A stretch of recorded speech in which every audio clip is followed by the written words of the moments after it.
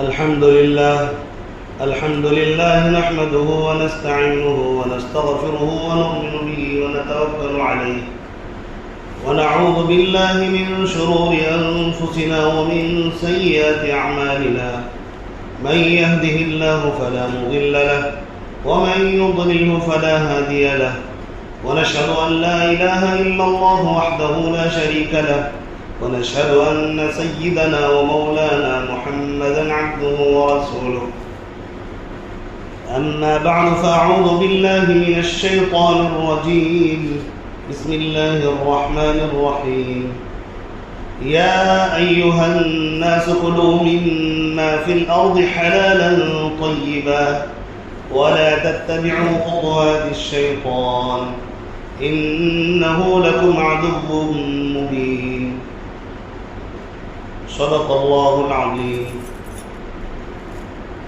میرے واجب الاحترام بزرگوں اور بھائیوں اور اسلام کے غیور فرزندوں اور عزیز نوجوان دوستوں، میں نے جو قرآن مقدس کی آیت آپ کے سامنے پڑھی ہے، اللہ تبارک و تعالیٰ نے اپنے قرآن ماننے والے بندے جو مومن ہیں، مسلمانوں سے خاص طور پر اللہ تبارک و تعالیٰ نے ایک بہت ہی اہم بات کا حکم فرمایا ہے تاکہ زندگی کے اندر چین سکون آئے اور آدمی عافیت کے ساتھ، خیریت کے ساتھ، اللہ تبارک و تعالیٰ کی رضامندی کے ساتھ دنیا سے جائے۔ میرے ایک ایک لفظ پر آپ غور کریں اور سمجھنے کی کوشش کریں۔ جو اس بات کو مانے گا، بات تو ایک ہی ہے، اگر اس بات کو نہ مانا گیا، جو میں نے آیت پڑھی ہے، اگر اس بات کو نہ مانا گیا تو نقصان کسی اور کا نہیں ہوگا، نقصان خود اپنا ہے اور جو اس کام میں ملوث ہے اس کا ہے، بلکہ وہ آدمی اپنے علاوہ اپنے آس پاس والوں کا بھی نقصان کرتا ہے، اپنے اہل و عیال والوں کا بھی نقصان کرتا ہے۔ میں نے شروع میں یہ بات عرض کی کہ یہ آیت جو میں نے پڑھی ہے، یا قرآن مقدس کی کوئی بھی آیت، وہ ماننے والوں کے لیے ہے۔ بات سمجھیے، بعض لوگ سوچتے ہیں مولانا وغیرہ تو ایسے بولتے رہتے ہیں، یہ مولانا کی بات بالکل نہیں ہے۔ مولانا کو اجازت نہیں ہے کہ مولانا اپنی یہاں بات کرے بیٹھ کر۔ آپ بات سمجھیے، میں نے قرآن کی آیت پڑھی، آپ کا تعلق اگر قرآن سے ہے، آپ کا تعلق اگر اللہ سے ہے، آپ کا تعلق اگر رسول سے ہے، تبھی آپ مانیں۔ اگر تعلق نہیں ہے تو کوئی بات ہی نہیں ہے، پھر تو جہنم آپ کے لیے دہک رہی ہے، آپ مریں گے تو سیدھا وہاں پہنچیں گے۔ تو معاملہ ماننے والوں کا ہے کہ جو قرآن مانتا ہے وہ اس بات کو بھی مانے۔ لیکن ہم نے دیکھا کہ اس آیت کی اتنی نافرمانی کی گئی، اتنی نافرمانی کی گئی ہے، ایک آدمی جیسے جوانی کی دہلیز پر پہنچتا ہے، موت تک ٹینشن، غم اور فکر کا شکار ہوتا مرتا ہے۔ اور وہ بات ہے، اللہ نے کہا یا ایھا الناس کلوا مما فی الارض حلالا طیبا، اے لوگو کھاؤ اور پیو اس رزق سے جو اللہ نے تمہیں حلال عطا فرمایا۔ جب آدمی حلال کھائے گا، حلال کے بارے میں غور کرے گا، حلال مانے گا کہ میرے لیے صرف حلال جائز ہے، جب تک وہ سوچے گا ہی نہیں تب تک وہ حلال کمانے کے بارے میں فکر کیوں کرے گا؟ جب وہ یہ مانتا ہے میرے لیے حرام جائز نہیں ہے، اور یہ مانے گا مومن، یہ مانے گا جسے اللہ سے محبت ہوگی، قرآن سے محبت ہوگی، قرآن سے دلچسپی ہوگی، قرآن پر مکمل ایمان ہوگا، اور اس بات پر ایمان ہوگا کہ یہ اللہ کا کلام ہے، اور اس بات پر ایمان ہوگا کہ مجھے اللہ کے سامنے حاضری دینی پڑے گی، اور اس بات پر ایمان ہوگا کہ میں اللہ کا بندہ ہوں، اور اس بات پر ایمان ہوگا مجھے اللہ نے پیدا کیا ہے، اور اس بات پر ایمان ہوگا کہ مجھے جنت میں جانے کی کوشش کرنی چاہیے۔ جنت موجود ہے، جہنم موجود ہے، وہی اس آیت پر عمل کرنے کی کوشش کرے گا۔ اور جن بندوں نے اس آیت پاک کے مطابق عمل کیا، یعنی کہ حلال کھانے کی کوشش کی، حلال پر چلنے کی کوشش کی ہے۔ میں صرف آج حلال کھانے کے بارے میں بات کر رہا ہوں۔ حرام استعمال کرنا، حلال استعمال کرنا، اس کے تو بہت سارے شعبے ہیں۔ میں صرف آج کھانے کے اوپر گفتگو کر رہا ہوں کہ آدمی جب حلال کھاتا ہے تو اس کا نتیجہ کیا ہوتا ہے، اور جب آدمی حرام کھاتا ہے تو اس کا انجام کیا ہوتا ہے۔ جب آدمی حلال کھاتا ہے تو حلال کی طرف متوجہ ہوتا ہے، وہ معاشرے کے لیے، معاشرے کے اندر ایک نمونہ ہوتا ہے دوسروں کے لیے، سکون کا، عافیت کا، خیر کا، سرور کا، خوشی کا، دوسروں کے لیے خوشی پہنچانے کے لیے پریشان رہتا ہے، سرگردہ رہتا ہے، کیونکہ یہ حلال خور ہے۔ اسی لیے جب آدمی اس آیت پاک سے ہٹا تو اللہ نے کہا، اسی آیت میں آگے اللہ نے کہا وَلَا تَتَّبِعُوا خُطُوَاتِ الشَّيْطَانِ، کہ اے قرآن ماننے والے بندو، رسول کو ماننے والوں اور اللہ کی کتاب قرآن کو ماننے والوں، سنو، شیطان کے نقش قدم کی پیروی نہ کرنا، شیطان کے نقش قدم پر نہ چلنا۔ شیطان کبھی تمہیں حلال نہیں کھلائے گا، شیطان کہے گا ارے یہ بھی کھا لو، ارے یہ بھی کھا لو، ارے کھا لو، کسی طرح چوری کر کے، دھوکہ دے کر، اسی طرح جھوٹ بول کر، اسی طرح غلط حرام طریقے سے مال کھا لو۔ کون پکڑ کرنے والا ہے؟ یہ شیطان سکھاتا رہتا ہے آدمی کو۔ اسی لیے اللہ نے کہا جس سے تم نے دوستی لگائی ہے، اِنَّهُ لَكُمْ عَدُوٌّ مُّبِينٌ، میں تمہارا رب کہہ رہا ہوں، یہ تمہارا کھلا ہوا دشمن ہے۔ اگر تم اس کے نقش قدم پر چلو گے، ہلاک ہوگے دنیا میں بھی، ذلیل ہوگے دنیا میں بھی، اور آخرت کی لامحدود زندگی میں بھی تمہیں کوئی پوچھنے والا نہیں ہوگا، میں بھی تمہیں سزا کے حوالے کروں گا۔ جہاں حرام کھانے کے اور بھی دروازے ہیں، مجھے صرف دو باتوں کی گفتگو کرنی ہے جس پر آدمی احساس کے بغیر حرام کھا رہا ہے۔ جو دو حرام کے راستے ہیں جو میں چاہتا ہوں کہ اس کو سمجھیے، حرام کے اور بھی راستے ہیں، چوری کر لینا، ڈاکہ ڈال دینا، دھوکہ دے دینا، جھوٹ بول کر کما لینا، یہ تو راستے ہیں، لیکن دو راستے ایسے ہیں جہاں مکاری کے ساتھ، عیاری کے ساتھ، اور ایسا سمجھتا ہے کہ کوئی نہیں دیکھ رہا ہے، دھوکہ دے کر، بلکہ میں یہ کہوں کہ 60 سے 70% لوگ اسے جائز سمجھ کر کھا رہے ہیں۔ اور معلوم ہے آپ کو، جو آدمی حرام کو حلال سمجھتا ہے وہ کافر ہے۔ آپ اس بات کو سمجھیے، جو آدمی حرام کو حلال سمجھے وہ کافر ہے، کیونکہ حرام کو حلال کہنا یہ اللہ کی آیت کا انکار ہے، اور جو اللہ کی آیت کا انکار کرتا مسلمان ہے ہی نہیں۔ اس کی نماز بھی بیکار، اس کی تسبیحات بھی بیکار، اس کا روزہ بھی بیکار، اس کا حج بھی بیکار، کوئی اللہ کے یہاں قابل قبول نہیں ہے۔ وَمَن يَبْتَغِي غَيْرَ الْإِسْلَامِ دِينًا فَلَن يُقْبَلَ مِنْهُ، اللہ قرآن میں اعلان کرتا ہے کہ اب میرے یہاں تو دین اسلام کے علاوہ کوئی دین قابل قبول نہیں ہے، اور جو بندہ میرے پاس اسلام کے علاوہ دین لے کر آئے گا میں اسے رد کر دوں گا، اسے قابل قبول نہیں ہے۔ وہ لاکھوں لوگوں کی مدد کیا ہوگا، لیکن چونکہ اس نے حرام کو حلال کہا اس لیے یہ مجرم اور کافر ہے، کیونکہ اللہ کے قرآن کی ایک لفظ کا بھی انکار کفر ہے۔ تو میرے بھائی، بعض لوگ جو، اب دل کا حال تو اللہ ہی جانتا ہے، لیکن لینے میں جو جلدی بازی کرتے ہیں نا دونوں راستے سے، اس سے احساس ہوتا ہے کہ حلال سمجھ رہا ہے، اور اس میں بروکر لگا کے وصول کرنے کی کوشش کرتا ہے۔ اور وہ دو راستے ہیں، ایک تو سود کا راستہ ہے اور ایک راستہ جہیز کا راستہ ہے۔ یہ دونوں طریقہ جب ان مسلمان نے اپنایا، سود کا راستہ اپنایا اور اسی طرح جہیز کا راستہ اپنایا، پورا معاشرہ تباہ ہو گیا، پورا معاشرہ منحوس ہو گیا۔ ہر آدمی جس کو بھی بیٹی ہے وہ سوچتا ہے، پریشان رہتا ہے، غم کا شکار رہتا ہے۔ بیٹی پیدا ہونے سے لے کر جب تک اس کی شادی نہیں ہو سکتی آپ اسے ہنسی خوشی سے دیکھ نہیں سکتے۔ اچھا بھلا نمازی ہے، اور بیٹا ہو گیا شیطان کی طرح دندناتا پھرے گا اور تکبر اور فخر کے ساتھ سر اونچا کر کے بات کرے گا اور کہے گا میرے بیٹے بھی ہیں بیٹیاں بھی ہیں، جب بیٹیوں کو دوں گا تو بیٹے کی طرف سے لوں گا کیوں نہیں؟ عقل ماری گئی بھینس ہو تم، سمجھتے نہیں ہو؟ تم نے جسے بیٹی دیا ہے وہ کوئی اور ہے، تم جسے بیٹا دو گے وہ کوئی اور ہے، لیا کوئی اور ہے۔ اگر تم کہتے ہو لینا دینا اس طرح ہو جائے تو بے عقل بھینس ہو تم جس سے لیے ہو، جس نے تمہارا لیے اس سے نہ لو گے، تم لیا تمہارا کوئی اور تم کسی اور سے لے رہے ہو، تو یہ تو عقل میں بھی بات نہیں آتی نا۔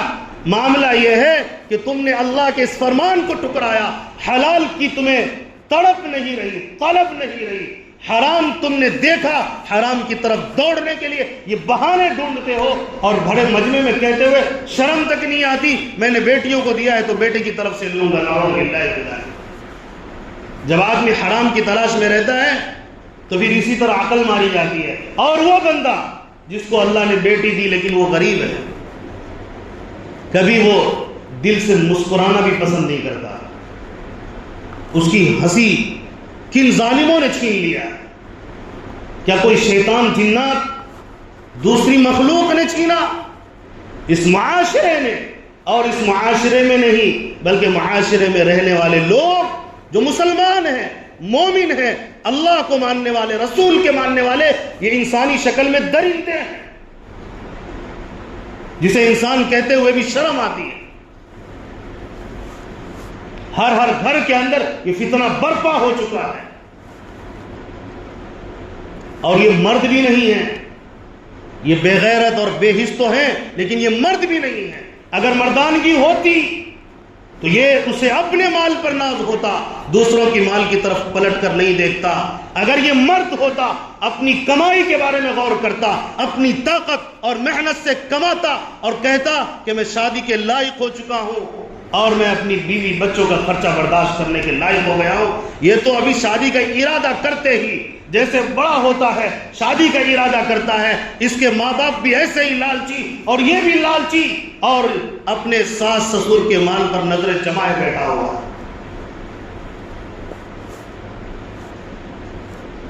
تنہائی میں یہ ماں باپ روتے ہیں، بلکتے ہیں، تڑپتے ہیں۔ کتنے لوگوں کے رونے کی آواز اور تڑپنے کی آواز، یہ اسٹیشن والی مسجد ہے، تڑپتی ہے یہ مسجد بھی دیکھ کر کہ آدمی بھیک مانگنے کے لیے آ رہا، بہن کی شادی ہے اور جو ہے بیٹی کی شادی ہے۔ یہ تڑپانے والے مجرم کون ہیں؟ یہ کیا شیطان کے بچے ہیں؟ یہ جنات کے بچے ہیں؟ یا کافر و مشرک کے بچے ہیں؟ مسجد میں تو مانگنے کے لیے جو آ رہا ہے وہ تو ٹوپی لگایا ہوا، چہرے پر داڑھی ہے، وہ رو رہا ہے، تڑپ رہا ہے۔ اللہ کی قسم یہ مسجد بھی کل قیامت کے دن گواہی دے گی کہ یہ جہیز لینے والے مجرمین نے ان ماں باپ کو، ان بھائی بہن کو بھکاری بنا دیا، اور چاہتے کہ معاشرے کے اندر خوشی کیسے آئے، معاشرے کے اندر مالداری کیسے آئے۔ تم ایک دوسرے کو خون کو نوچو گے، ایک دوسرے کا مال ہڑپو گے، ایک دوسرے کا مال راتوں رات لوٹ لو گے تم، فخر کے نام پر، تکبر کے نام پر۔ اور کس کے مال پر تم اپنا دکھاتے ہو میں نے اتنے سارے آئٹم پکائے، اگر تمہارے بیک گراؤنڈ میں جائے گا تھوکنے کی بھی لائق نہیں ہے تمہارا یہ کھانا۔ جس پیسے سے تم نے کھانا بنایا ہے نا، اور جس پر تمہیں ناز ہے، پوچھتا پھرے گا آدمی سے کیسا کھانا ہے، اچھا لگ رہا ہے؟ ابے ظالم یہ بتا تو کہاں سے لایا یہ مال؟ ابے مجرم کہیں کہ یہ مال تو لایا کہاں سے؟ یہ تیرا مال ہے جو تو پوچھتا ہے۔ اکثر مجرموں نے بیٹی والوں سے مال لے لے کر کھانا تیار کیا، اور وہ کھانے کے لیے لوگ پہلے سے انتظار میں رہتے ہیں، دھڑلے سے چر چر کے کھاتے رہتے ہیں، وہاں سے جا کے بیٹھے۔ استغفر اللہ، معاشرے کا یہ حشر کیا، پھر کہتے ہیں مسلمان تعلیم میں کیوں پیچھے؟ بدبختی تو یہ آئی کہ تم کھانے کے نام پر، فخر کے نام پر، تکبر کے نام پر، دوسروں کو دکھاوے کے نام پر ایک دوسرے کو نوچ نوچ کر کھا رہے ہو۔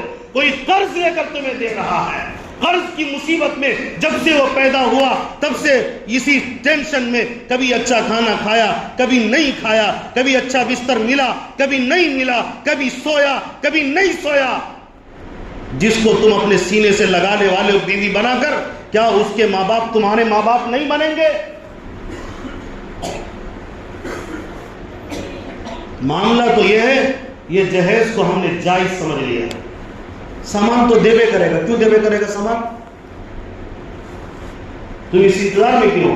پیسہ نہیں دے گا تو سامان تو دیوے کرے گا نا، فریج دے گا، واشنگ مشین دے گا، اور گاڑی تو عام بات ہو گئی ہے، کیوں دے گا تم کو گاڑی میں؟ بھکاری ہو تم تو شادی کیوں کر رہے ہو؟ اللہ کی قسم آپ اٹھا کر دیکھو، پیارے آقا کی نصیحت سنو، بھکاری کے لیے شادی نہیں کرنے کی ہدایت ہے۔ نبی نے فرمایا من استطاع منکم الباء، یہ روایت میں پڑھ رہا ہوں، پیارے آقا کی بات سنو اور غور سے سنو، کان کھول کر سنو۔ جس کے پاس پیسہ نہیں اس کو شادی کرنے کی نبی کی ہدایت نہیں ہے۔ نبی نے فرمایا من استطاع منکم الباء فلیتزوج، تم میں سے جو شادی کی طاقت رکھتا ہو، مردانگی اندر سے بھی ہو اور باہر سے کھلانے کی پلانے کی وسعت رکھتا ہو، وہ شادی کرے۔ اور آگے نبی نے فرمایا اور جو تم میں سے نہیں رکھتا استطاعت تو اس کو چاہیے کہ وہ روزہ رکھے۔ نبی نے فرمایا بھیک مانگنے کی ضرورت نہیں ہے، روزہ رکھو، اور بھیک منگوانے کی بھی ضرورت نہیں ہے، روزہ رکھو۔ روزہ تمہیں تو شادی کرنے کی بھی شریعت میں اجازت نہیں اگر تم پال نہیں سکتے ہو۔ لیکن ہم نے دیکھا رہنے کے لیے گھر ہو یا نہ ہو، میں تو کبھی کما لوں گا، میں تو مرد ہوں، لڑکا ہوں، اور یہ ماں باپ جو دے رہے ہوتے ہیں اس کی دو صورتیں ہو سکتی ہے، ایک تو بھیک کے نام پر دیتے ہیں، مانگ رہا ہے چلو دے دے، اور ایک دیتے ہیں اس لیے دیتے ہیں میں تو خوشی سے دے رہا ہوں، مجھے پتا ہے تیری خوشی کیسی ہے، سب کو پتا ہے، دنیا جانتی ہے تیری خوشی یہ ہے، اگر میں نہیں دوں گا داماد ناراض ہوگا، اگر میں دوں گا داماد خوش ہوگا، بیٹی کے ساتھ اچھا برتاؤ کروں گا۔ کیا شریعت اس نالائق کو یہ کہتی ہے کہ پیسہ لوگے تب اچھے سلوک کرنا، بلکہ شریعت یہ کہتی ہے تمہاری ذمہ داری ہے کہ تم ان کے ساتھ بھلائی کرو، وعاشروہن بالمعروف، یہ قرآن کا پیغام ہے، ان کے ساتھ حسن سلوک کا معاملہ کرو۔ پیسے لوگے تب کرو گے، اور پیسے کے نام پر اور یہ امید کے نام پر دینا کہ اچھا برتاؤ کرے گا، اس کا نام رشوت ہے۔ میری بیٹی کا کام بنائے گا اس لیے میں دے رہا ہوں، اس لیے گاڑی دے رہا ہوں۔ اس حرام خوری سے نکلیں گے تو تعلیم والے پیدا ہوں گے، اس حرام خوری سے نکلیں گے محتاجگی دور ہوگی، اس حرام خوری سے نکلیں گے لوگوں کے چہروں پر مسکراہٹ آئے گی۔ ہم نے کئی ماں باپ کے، کئی لوگوں کے چہروں سے مسکراہٹ چھین لیا مجرموں نے، کتنوں کے زمین ہم نے قبضہ لیے۔ مجھے بتاؤ یہ کون سی مخلوق ہے؟ الگ ہے کیا کوئی؟ میں کہتا ہوں اللہ کے لیے اگر آپ نے لیا ہے یا تو معافی مانگ لیجئے یا واپس کیجئے، اللہ کے دربار میں آپ کو کوئی نہیں بچائے گا، ایک ایک روپیہ آپ کو لوٹانا پڑ جائے گا، وہ بھی روپیہ نہیں ہوگا۔ اللہ قرآن میں کہہ رہا ہے یہ مجرمین، یہ کفار مشرکین آئیں گے، ایک منٹ کے لیے اللہ واپس کر دے دنیا میں، اللہ واپسی کا موقع نہیں دے گا۔ اللہ کہہ رہا ہے قرآن میں کہ دنیا میں جو کچھ ہے اس کا ڈبل بھی کوئی آدمی دے کر چاہے جہنم سے آزادی مل جائے، اس کا دنیا میں سب کچھ پوری دنیا دے دے، دنیا کا ڈبل کر کے دے دے، تو بھی اللہ تبارک و تعالیٰ ایسے مجرموں کو جہنم سے آزاد نہیں کرے گا۔ وہاں تو آپ کو ایک ایک روپیہ کے بدلے نیکی دینا پڑے گا، اور تم نے حرام خور، تم نے نیکی کمایا کب ہے؟ حرام خوری سے تو فرصت نہیں رہی تو تم نیکی دو گے کہاں سے؟ قیامت کے دن ڈر کیوں نہیں لگتا تمہیں؟ کس کے بل بوتے پہ تم یہ سوچتے ہو کہ میں مروں گا تو میرا کچھ بھی نہیں ہوگا؟ معاملہ تو یہ ہے۔ دوسرا ہے سودی کاروبار۔ پہلے مرد سود لیتے تھے اور ابھی بھی مرد لیتے ہیں، لیکن اللہ معاف کرے دیہاتوں، شہروں سے لے کر دیہاتوں تک کا حال یہ ہے، عورتوں کو ہم نے لگایا قسطوں پر سود دینے کے لیے، اور حرام خور بناؤ، روپیہ لو سود پر اور سود اسے کھلاؤ، 30 ہزار لو، 40 ہزار واپس کر کے اور بڑا حرام خور ان کو بنا دو، تاکہ کل تمہارے اوپر نہ دو تو تم پر لٹھ مارے اور تم پر ظلم کرے۔ یہی کر رہے ہو کہ نہیں کر رہے؟ اپنی بہو بیٹیوں کو کہاں لگایا ہم نے؟ یہی عزت رہ گئی بہو بیٹی کو، یہ دوسرے کے سامنے ہاتھ پھیلائے قرض کے لیے۔ تم مر گئے، تم کہاں دفن ہو چکے؟ تم زندہ ہو، سسک رہے ہو، سانسیں چل رہی ہے، نکلو نہ باہر۔ اللہ تو قرآن میں کہتا ہے جب نماز پوری کر لو زمین میں پھیل جاؤ، جاؤ بیوی بچوں کے لیے کماؤ۔ کیوں بیٹھے ہو نکمے؟ کیوں تم کو تیرے گھر نے پکڑ لیا ہے؟ باہر نکلو، کماؤ۔ حرام خوری کے چکر میں پڑا ہوا ہے، کبھی اس کی آئی ڈی لگا کے بیوی سے مال نکلوائے گا، کبھی اس کی آئی ڈی لگائے گا۔ یہ قسطوں کا کاروبار دھڑلے سے معاشرے میں چل رہا ہے۔ یہ دونوں بیماری ایسی ہے میرے بھائی، نبی پاک علیہ الصلوۃ والسلام نے سود کے بارے میں لعنت فرمائی ہے۔ جس پر نبی کی لعنت ہو، اللہ کی لعنت ہو، ایسا بدبخت کبھی کامیاب ہوگا؟ اور اللہ تعالیٰ نے سود کے بارے میں کہا کہ سود کو اگر دیکھا جائے قرآن مقدس کے آئینے کی روشنی میں، پیارے آقا کی حدیث کی روشنی میں، یہ تو زنا اور چوری سے بھی خطرناک جرم ہے۔ پیارے آقا صلی اللہ علیہ وسلم نے فرمایا سود کے 70 حصے ہیں۔ غور کرنے کی بات ہے، یہ پیارے آقا کی بات ہے، پیارے آقا سے عشق ہے، محبت ہے، لگاؤ ہے، تعلق ہے، تبھی میں کہہ رہا ہوں۔ اگر آپ کو لگاؤ نہیں تو کوئی مسئلہ ہی نہیں ہے۔ بہت سارے ابو جہل کی شکل میں، ان کی روحانی اولاد کی شکل میں موجود ہیں، ان کو کوئی مطلب نہیں نبی کے ارشاد سے، ان کو کوئی مطلب نہیں ہے نبی کے بات سے۔ کل بھی وہ بھینس تھے، آئندہ بھی وہ بھینس رہیں گے۔ بات تو ان کی ہو رہی ہے جو عقل مند ہے، بھینس نہیں بلکہ انسان اور مسلمان ہے، نبی کا عاشق ہے، اس کے لیے میں کہہ رہا ہوں۔ نبی نے فرمایا سود کے 70 حصے، ان میں سے ایک حصہ لینے والا اپنی ماں کے ساتھ زنا کرنے والا ہے۔ بعض روایت میں آیا 36 مرتبہ اپنی ماں کے ساتھ زنا کرتا ہے، نعوذ باللہ۔ کیا کوئی تصور کرے گا ماں کے ساتھ زنا کرنے کا؟ یہ لینے والے کی بات کر رہا ہوں، جو دینے والے وہ بھی حرام خوری کر رہے ہیں۔ سود لینا، دینا، لکھنا، گواہ بننا سب حرام ہے، کوئی جائز نہیں ہے۔ اب آپ سوچ رہے ہیں معاشرے میں سکون کیسے آئے؟ یہ دونوں بیماری سے نکلیے، اپنے آپ کو نکالیے، حوصلہ پیدا کیجئے اور ہمت پیدا کیجئے۔ صحابہ بھوکے پیاسے مرے اور تبع تابعین بھوکے پیاسے مرے، لیکن حرام نہیں کھایا، کبھی حرام کی صورت بھی نہیں دیکھی، پتے کھا کر زندگی گزارے ہیں۔ پانی ملا تو ملا، نہیں تو پیاس سے رہ کر زندگی گزاری، لیکن حرام کبھی سوچا بھی نہیں۔ ہم انہی صحابہ کی روحانی اولاد ہیں۔ آج عہد کریں، عزم کریں، جتنے بھی لوگ مسجد میں موجود ہیں، بیٹا ہو یا بیٹی، نہ لینا ہے نہ دینا، اس کے یہاں رشتہ نہیں کرنا جو ایسے ہاتھ پھیلاتا ہے بھکاری کی طرح، یا الٹا کسی کو کہہ کر یا اشارے سے یا کنائے سے۔ ایسے مرد بنو بستر تک بھی نہ لو، آپ انکار کر دو کہ ماحول غلط چل رہا ہے، اس لیے اگر آپ خوشی سے بھی دیتے ہو اللہ کے لیے ابھی اس موقع پہ نہ دو، کبھی پھر دوسرے ٹائم پہ جب شادی ہو جائے گی، جب تمہاری مرضی کرے گی، تب بیٹی کے لیے کچھ تحفے دینا، جب مجھے کوئی بھی تحفے دینا۔ یہاں تو لینے والوں کی تعداد، مانگ کر لینے والوں کی تعداد زیادہ ہے، اس لیے اگر خوشی سے دو تب بھی انکار کر دو، ابھی کوئی اتنا زیادہ خوشی سے دینے کی ضرورت نہیں ہے۔ ظاہر ہے کہ شادی کے بعد آپ کو اور خوشی ہوگی، ابھی شادی نہیں ہوئی تب خوشی ہے، ہو جائے گی تو اور خوش ہوں گے، تب مجھے تحفے سے نوازیے گا، لیکن اللہ کے لیے ابھی نہ دیں، اس سے راستہ بند ہوگا حرام خوری کا۔ لوگوں کے چہروں پر اگر چاہتے ہیں کہ مسکان آئے، مسکراہٹ آئے، سکون سے جیے، بیٹی والے کو فخر ہو اور اس کو یہ ہو کہ اللہ تعالیٰ نے مجھے بیٹی عطا کی ہے۔ آدمی بیٹی ہوتی ہی منہ ٹیڑھا ہو جاتا ہے آدمی کا، سوچنے کی بات ہے، سمجھنے کی بات ہے، صحیح سے خبر بھی نہیں دے گا۔ اب آپ فون کر کے دیکھ لو، بلکہ بیٹی پیدا ہوگا تو خبر نہیں دیتا، پوچھنا پڑتا کیا ہوا ہے، بیٹا ہوگا تو فوراً فوٹو کے ساتھ وائرل کرے گا۔ اللہ کا فضل و کرم ہے، اللہ تعالیٰ نے مجھے خوبصورت سا بیٹا عطا کیا۔